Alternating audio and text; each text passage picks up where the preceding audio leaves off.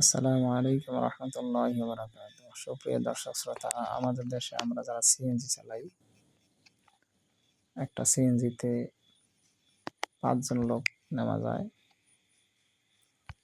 আপনি যদি একটা থানা থেকে আরেকটা থানায় রওনা দেন, এক একজনের কাছ থেকে যদি 100 টাকা করে নেন, তাহলে 500 টাকা।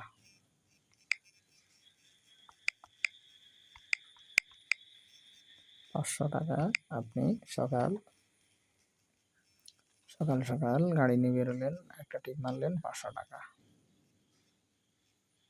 সারাদিনে আপনি যদি রাত পর্যন্ত নিজের গাড়ি যেহেতু চালাবেন, মাঝখানে দুপুরের খাবারের বিরতি এবং রাত্রের খাবারের বিরতি যদি আপনি করেন, এবং গ্যাস আনতে গিয়েও যদি আপনি লাইন ধরেন,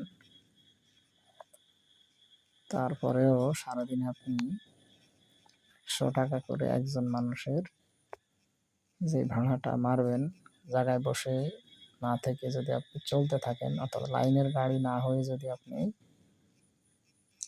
সরাসরি নিজের ভাড়া নিজে মারেন, গড়ে যদি আপনি 100 টাকা করে প্রতিজন থেকে নেন, তাহলে সারাদিনে আপনি যদি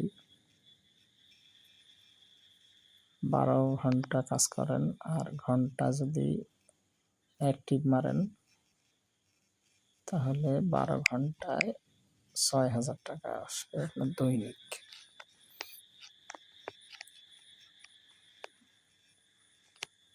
তাহলে মাসে ইনকাম হবে, এবং এটা 1 বছরে ইনকাম হবে 21,60,000। তাহলে এবার চিন্তা করে দেখেন গাড়ির বিজনেস কত চমৎকার। এখানে আমি আরো একটা বিষয় বলে দিই, সেটা হলো,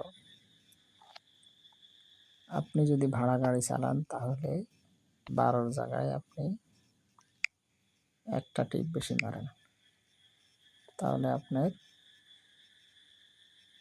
সিএনজির জমা হয়তো 500 টাকা হবে।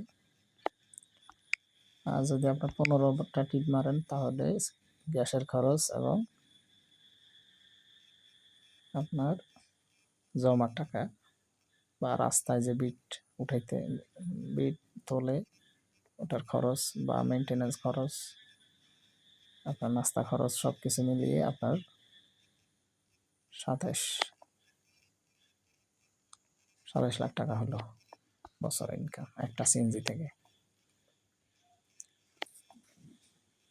1 বছরে যদি আপনার 27 লাখ টাকা ইনকাম হয়,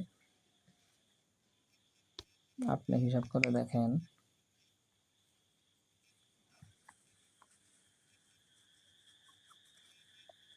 5 বছরে ইনকাম কি দাঁড়াবে।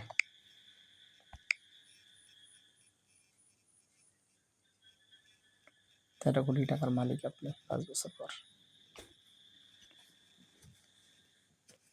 তাহলে 5 বছর কষ্ট করেন, 5 বছর পরে জমি কিনেন, ভবন বানান, বসে বসে ভাড়া খান, কিন্তু অপচয় বন্ধ করুন। আল্লাহ তাআলা আমাদেরকে আমল করার তৌফিক দান করুন।